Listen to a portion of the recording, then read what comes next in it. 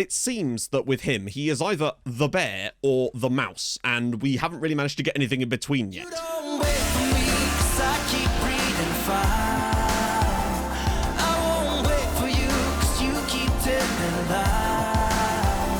I keep going high, she keeps going low. At the end of the day, she's gone. But you don't wait for me, 'cause I keep breathing fire. And you keep telling lies. Hi guys, and welcome back to another episode of Outcasts 2 Icons. If you're enjoying the series, of course, up to this point, smash the like button. It's helpful and stuff. It's actually cool today. I'm wearing a jumper. What is this? What a difference a day makes. The blind is fixed, my mood is fixed, and, well, I'm wearing sleeves. I thought today we'd start on the page of Mihailo Milivojev, just because it's nice to show you off.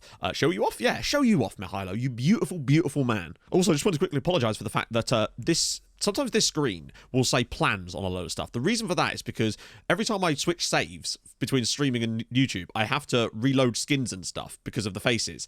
And often what happens with the caching there is it sometimes resets all my defaults on these and I don't notice. So apologies for that. It just happens sometimes. It's not me doing it deliberately. But the other reason I wanted to show him is because we've had a £35 million bid from Sevilla. Now, he said he didn't want to go, and I'm more than happy for him to stay. But it's a good sign. The players that we brought in, the ones I really targeted, are already being sort of targeted by some really big sides, and this is a good sign that we're building ourselves a really good young squad for the future, so that makes me extremely happy. Sadly though, this has taken a bit of a toll on Milivojev's psyche, so to speak. He's starting to get a little bit big-headed, coming into the training ground wearing a t-shirt that just says big time. He thought it was a good idea at the time, but the players have now just started to refer to him as Mihailo Big Time Milivojev, and well, it might just be ironic at this point. Although with that jumping reach, it's more like hang time.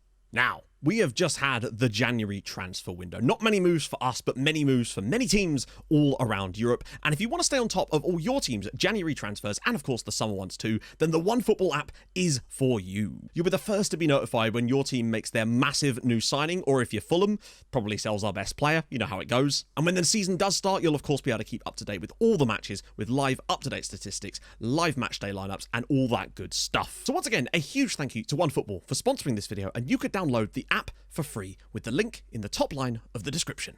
Anyway, I do want to do a comparison between Max Leber and Siggy Jonsson, an actual, like, a little, not a mini deep dive into their comparative stats, looking at how they performed this season, now that I've given Max Leber a run of starts in the team over this last period. But I want to do that after our game against Trabzonspor today, because obviously we've got a big chunk of games that we played off camera as well. I don't want to spoil anything that happens in those. I'll show you those, because we do have one game in between.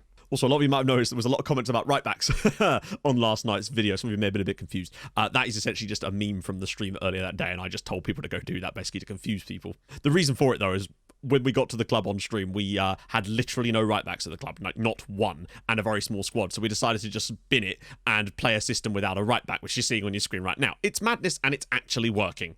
We also had another £50 million bid for Dinko Pavlic. This time it was City. He wasn't interested, but he is now happy to stay now that the window is shut, which is good. Today, we host Trabzonspor, who are annoyingly good at the moment. We are obviously the massive favourites for this, but when you look, Trabzonspor are now 7 points clear at the top of the Turkish Superliga. They haven't won the league since, well, actually, the first season of the Save. So it's a good side that we're potentially playing today, albeit Besiktas do have 2 games in hand to cut the gap, but they still got to win them. So this is not going to be as easy as I was perhaps expecting. Out of interest, annoyingly, if we'd been able to leapfrog Sporting, we'd have got a tie against Spartak Moscow, which is legitimately a potentially winnable tie. So that's a bit of a shame. I've been trying Leber through the middle over this period, and I can see, like, good and I can see bad. And I wanted to get a bit more data so we could do a proper little deep dive later in the video to just have a little look and see how they've actually compared over their time at the club. There's a few things that stand out for each of them, really, and that's the decision we essentially have to make. And for today, I'm going to persist with it. Pavlic is still a little bit tired, which is a shame, but things happen. He has definitely, I think, looked slightly better since deciding to stay as well. But on the issue of Max Leber's unhappiness, I think I did explain this before, but just to clarify, when we brought him in January last year, we had a promise to find a loan move. Now, I failed the promise because we couldn't loan him out by the end of January, and I decided not to anyway, and that was sucked. He was annoyed at me. Things happen. And that, I thought, was the end of it. But then in the summer, it came back again. It just came back again.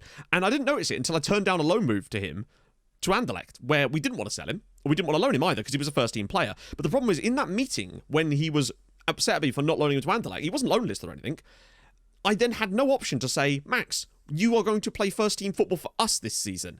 Would that not be better? There was no option to say that. I either had to go, oh, I'm sorry. So it's a bit of an annoying one. Hopefully it'll come round because I really do want to sort that out. But at the moment, I think we just have to wait it out because I don't really know any other way to stop that now. And the rest of the squad, actually, I'm basically content to go with the exact lineup. Unfortunately, Marcus Paolo's injured and Kevin, of course, is unregistered. We still couldn't register him, sadly. But the bench, obviously, I'll have to do a selection advice just to sort the bench out. But I will shuffle some stuff around in the squad. They want to bring back in DNEC. I want them to not do that. Kudos is not playing in that position. Not in a game like this. We'll have to nurse Pavlich through if we have to. Lebert will start and Cabrera will come in as well. So I think that's what I'm going to go with, lineup wise for today anyway. Merlin Kelly actually played quite well in our last game, to be fair to him. They play quite a defensive system. It reminds me an awful lot of the Rangers system. So we still have to be careful about that, though. Fun little stat for you. Before we played that Juventus and Milan games, we'd actually conceded more goals in Europe than we had domestically. It's actually ridiculous, considering we played 21 domestic games and 6 in Europe. It was funny, hilarious that I think at the start of the last episode, I actually said, at some point, we're going to start conceding more goals and we'll start scoring more goals too. And then bish, bash, bosh, it happened immediately. But that's life, innit? Right. Okay. Home game, very important. Key thing for me, and I don't think this should be too much of a struggle for us, is to avoid conceding that away goal, really. I feel like we're strong enough to go and score goals in this game and in the away game, but making sure that we don't concede against them today is crucial. But I do think it's going to be a case of a very similar style of game to the one we had against Rangers. But we can try the same approach if we start to struggle a little bit, just moving that ball around a bit quicker, because I sense we should get a decent amount of possession today. Kelly, he's going to be quite important out on this left, getting some balls into the box. Can he do that right now? He does. A Quarto! And it's a great, really good strike. Could have been a goal. In one of the off-camera games, I actually tried Siggy I think I did it in 2 actually, in that wide playmaker role, because we had a flu problem for Granados, and he actually had a really good game there. So that was a good sign. We'll talk more about that in the off-camera section, though, because there is definitely some stuff to discuss that I think is noteworthy, I should say. Flans as well. I just really like, oh, what a ball. Flans, Lebert's in behind. He's going to have to shoot. Or will he? Oh, that wasn't actually the worst decision. Half-time, and it's a very similar story to that game against Rangers. We're the better side, but we just need to find that little tiny breakthrough, and I'm hoping that we can do that in the second half, because they're not threatening us, which is key. But then Rangers weren't threatening us either. I'm curious, those of you that are Sassuolo historians in the comments, have SAS ever reached a knockout phase of a competition in Europe before? I know they've been in Europe once, I think, but did they ever get through to the knockouts of whatever tournament they were in? I'm guessing it must have been the Europa League. I am curious now. I don't suppose they did, but I'm just interested in how far they've ever been in Europe as it goes, because I sense that we might, with a good set of results, be able to actually get their best ever European result this season, which would be kind of nice. Quarto. Space being offered by Kelly, and now he's got an overlap to go with it. He's all the way into the box here, Marco Quarto. And he whips it through, and it's in the back of the net, and it's Max Lebert. Sassuolo 1, Trabzonspor 0. Max Lebert in a good position, puts it into the back of the net, and that's what I want to see from Maxi. Hopefully, just a good run of form from him. They just allow Quarto to pick this ball up and just start walking and walking, and they just don't ever really put a tackle in on him. And eventually, he's just able to roll this across. It's a tough one. Lebert puts it through the legs. He's managed to nuts him as well. Lebert again, very deep. But that's fine. Round the side for Quarto, and he's missed the target on his right foot. I'll let him off that one. It is going to be Sassuolo 1, Trabzonspor 0. I think I would have liked to have seen a second goal from us in this match, but just getting the win, not conceding the away goal, that's what we do. It's the Sassuolo way. 1-0 to Sassuolo might as well, like I said before, be the tagline to this save these days. Oh my God. And Moscatelli is forced into a save in the 95th minute to actually keep us in front in this. And that's the danger, obviously, of not scoring that extra goal. I think we were more than good enough to have more on the night, but just getting the win is the most important thing. 2 would have been better, sure, but Lebert had a good game and he got the goal, and that's important. Right. 1 game off camera against Salernitana. We always seem to beat them 4-0, so 4-0 incoming. Watch us lose now. And then back for the second leg against Trab, and then we'll talk about this Siggy comparison. So, we had some off-camera matches. First, it was Inter in the quarterfinals of the Coppa Italia. Unfortunately, we defended quite well, but then Esposito gave them the lead. And unfortunately, that was all she wrote. We didn't really offer much in this game. It was kind of poor. We reached where we wanted to reach in the quarterfinals of this cup, so I don't think it's the biggest deal in the world, and it just, honestly, we could not bear any more fixtures. In the next round, by the way, Inter beat Sampdoria 7-4. That's quite a game.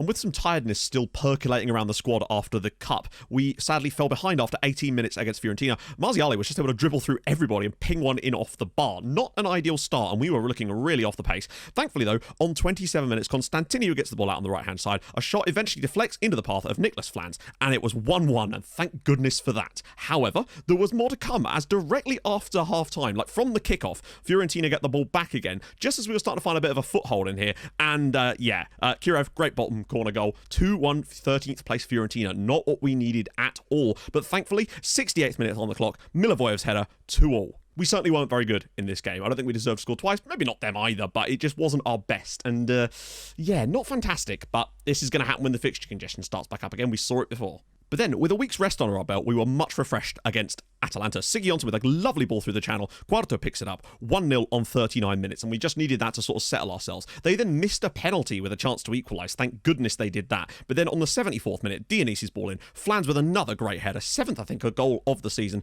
wraps up the match there. But then in the 91st minute, we actually found a third goal, which was really nice. Max Lebert drills one near post, 3-0 Sass. Big win, really well, just a really good performance from us on the night. Obviously, the penalty makes them look a bit better, but they should have scored it. He missed the target entirely, which is just insane. Our record against Atalanta since we took over is ludicrous. I think we've beaten them every single time we've played them and not conceded a goal yet. We then, though, were unable to beat Cagliari at home. It was a massive game for us, really. A 0-0 was what we were able to get in the end. We used up too many of our goals against Atalanta as it was. Still a really good performance from us, but just couldn't quite find as much as we would have liked in this one. The Bear really did struggle. It seems that with him, he is either the bear or the mouse, and we haven't really managed to get anything in between yet. Also, I should mention, in the last game against Atalanta, the game, Rogerinho got an injury, so I tried to take him off during the match using the little ticky box thing where you just press do it.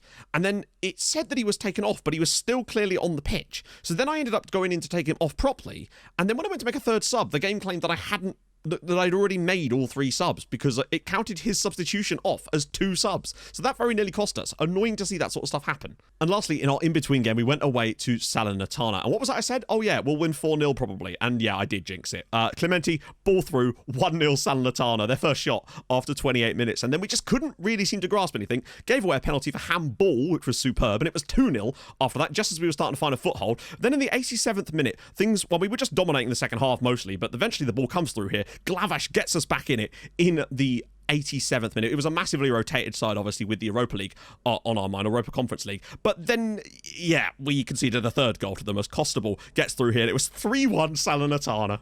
Not what we really wanted. It's just, sometimes you just get these. I mean, you can see that the squad was heavily rotated. Siggy Johnson played out wide. There was a lot of players that wouldn't normally be playing in this team right now, but we had to because I feel like Trabzonspor was more important. I kind of hoped we'd have enough in this game, but I mean, maybe on another day we do if we don't give away a stupid penalty for handball, but even so, it happens.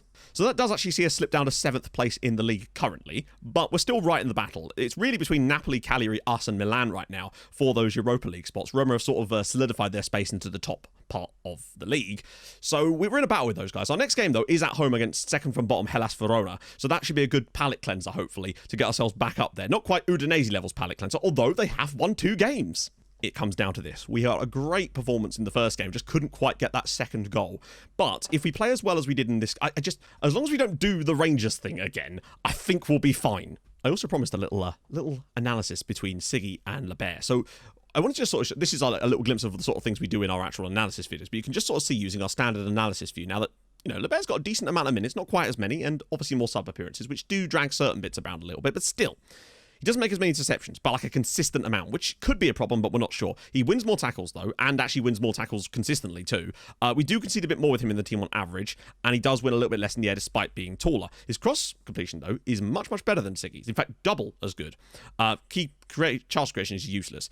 Key passes per 90 minutes, it is slightly lower, but that's fine. He does dribble a bit less, but the system isn't really about dribbling anyway. He gets more assists per 90 minutes.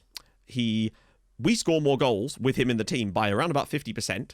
We get more points than him with him in the team by around about 33%. His XG obviously is lower than Siggy because he's played less games, but you can see he's overperforming his. Siggy is, albeit only narrowly, underperforming his. His goals per 90 minutes is nearly double. He shoots on target, not quite double, but a decent amount more, and more importantly, he hits the target more often. And I think that right there might be one of the most important factors of the whole damn thing. And when you compare them pound for pound in this one, which is another one I quite like, you can just sort of see that Siggy covers, I mean, that's negligible, it's basically the same. The only thing Siggy really does better, that we can see anyway, is he does create more chances for other people, but that said, Max Lebert still has more assists per 90 minutes than he does, so it makes you wonder how much of a difference that actually makes. So it's definitely noteworthy that Max Lebert is performing well and putting up good numbers so far, and that's pleasing. 6 goal contributions to 8 goal contributions. That's a lot. It's a lot of a difference in less games. It's just nice to actually have some data that we can show, rather than just be like, you know, saying he's better, because a lot of the time when Max Lebert got chances earlier this season, he wasn't really showing much more than Siggy was. But now that we've got more data to show that, we can see that he was doing different things. So Siggy Johnson will obviously not start up front for us today with Max Lebert. I just wish that unhappiness would go away. We'll hopefully just have to wait it out, essentially. Kudus in the midfield. So sadly, Flans has got a virus, and he's going to be missing. He missed the last game as well. So I feel like it's either going to be Glavash or Kudus today, but I feel like I trust Mohamed Kudus just a tiny bit more for today. Cabrera will be back in, and it's essentially a full-strength back four, which is ideal. Not Merritt on the bench. We want Vicario, who other clubs are now interested in, by the way. So I think that's going to be our lineup. We know exactly what we're going to do when we get into the game anyway. Oh, okay.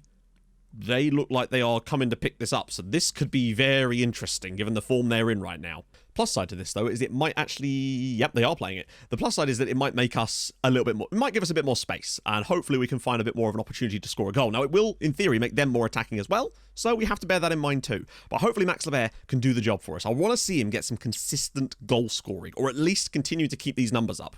But it is also important to remember of what we actually want out of our pressing forward on support. But I feel like he's definitely doing enough of the supplementary things beyond just the goal scoring to give me reason to keep him in the team right now. And I feel like Siggy can slot in so many other areas in this team to cover gaps that I don't think he's going to be short of playing time, that's for sure. He's particularly useful off that right-hand side when Granados is unavailable, or if we just want to give him a bit of a rest, to be honest. Uriarte going through the middle, and Cuarto's picked it up! Marco Cuarto! And that's a good save at the near post, he's taken it out of play. Nice try, Marco, but, no, good play, actually. In spite of their change to a more attacking style, it's actually been playing out very similar to the last game. Oh, it's off the bar! The difference is we don't need to force the issue particularly. We just need to remain strong. I don't want to take any huge attacking steps in this match if we don't need to. All the way through, and it's a good save off of Kudus as well. Well, half time. I mean, they've not had a shot yet. We're just controlling this game, passing that ball about. I mean, if we have to bore them to a 0-0, I'll take it at this point. Although I feel like we probably are good enough to score a goal here. And if it has to come from a set piece or something, then so be it. Granados' ball in. Milivoyev's on the end of it. It's bouncing through, and oh, hello. It's a handball. My God, this might be the first handball penalty that we've been given in this entire save. I've conceded several of them, and it is given. And Mohamed Kudus, our actual penalty taker, is on the pitch by the fortune of the injury or the virus to Nicholas Flans. This is a big moment for Mohamed Kudus. You know how good this guy was from penalties for us during the first part of this save when we got here, and we just seem to have dried up. Come on, Mohamed, do the business for us. Mohamed Kudus, and he slots it in the bottom corner. Trabzonspor 0, Sassuolo 1. Kudus' second goal of the year, but now Trabzonspor need 3 goals in a game that they have yet to register a single shot in. Hey, the fortune comes around. We gave away a penalty for handball in the last game, and now we've got one of our own. I've seen a lot more handball penalties lately, and he's even doing that. Well done, Mohamed. Milivojev over the top, and LeBon! I tell you what, right? When you need a bit of luck, wow. Oh my goodness. It's 3-0 on... What on earth? Milivojev has just decided to scoop one. I mean, you know he's aiming for Max Lebert. That much we do know. But the defender's just deflected it past his goalkeeper, and now we've surely won this. Right, let's make some subs. It's not a bad ball through either, actually. Ibrahim, and it's now in the back of the net. Ibrahim Veliolu finally gets a goal for Trabzonspor in this tie. They have finally woken up. It took us going 2 goals up for them to actually start attacking us. It's surely going to be too little too late at this point. It's annoying to concede, actually. I was kind of hoping that we'd keep the clean sheet just because, you know, defenders keeping their ratings up, keeping the morale going. It's just, did the goalkeeper try to head it? He's just like, oi. And that is going to do it. It's going to be Trabzonspor 1, Sassuolo 2. We're actually going to beat them home and away, 3-1 on aggregate. I think we've been comfortably the better side in both games, really, even if our goals today have been somewhat fortuitous, but I guess it kind of just makes up for the first game. Good performance on the night, really. They showed a little bit towards the end, but it wasn't really ever going to be enough, and we are through to the next round with 2 wins. It's always important to win the games, I feel like, even if you're already through. So Djurgården, the Animal Garden themselves, actually beat Anderlecht. That's surprising. Motherwell are through, Appelwell are through, Slovan Liberec are through, Olympiakos are through, Legia Warszawa are through, and Young Boys are through over Dinamo Zagreb. Lol. Okay, draw time. So, it's all just thrown into the net here. New teams that have been added to the... Oh, there's a Leicester City in here, which is concerning. So, new teams that... Villarreal are a good side. Club Brugge are in there too, Wolfsburg. There's some good teams. I really hope, with a bit of luck, we get one of the teams that we were in the same round as. Really. Or Dundee United. They did win their group, but they were in the same group as Trabzonspor. They were the team that Trabzonspor finished behind, albeit very narrowly. Right, let's do it. I just want to avoid Leicester, probably, or Villarreal. That's not easy.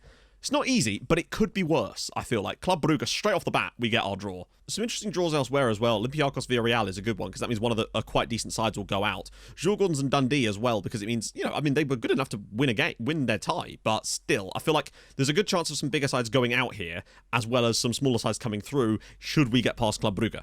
You can see that they've actually fallen off quite a lot lately. 7th, 6th, 3rd, but then last season they were 5th in the top flight in Belgium, and they're currently sitting 4th, so they're not quite the powerhouse as far as the quality that they have as they were before, and I've actually been scouting a few of their players already.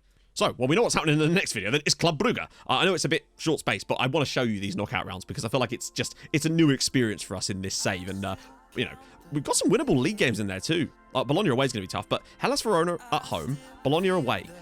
I think, I mean, then again, I thought we were good enough to beat Salernitana as well, but the thing is, we've got to worry about the Club Brugge games to come in there as well, so it's going to be difficult, but I feel we just have to stay in contention in both, and it's going to be tough, but I think we can do it. Anyway, if you've enjoyed this episode, and I hope you have, drop a like, that'd be lovely. If you're new to the channel, subscribe too, that'd be superb. If you, I'll stream on Twitch Tuesdays, Thursdays, Saturdays, from there as well, and I'll see you guys tomorrow for, well, definitely the toughest test we've had as far as knockout competitions, that's for sure. I'll see you guys soon. Thank you so much for watching. Hold your gun, Capybara, bye-bye. At the end of the day, she's gone, but you know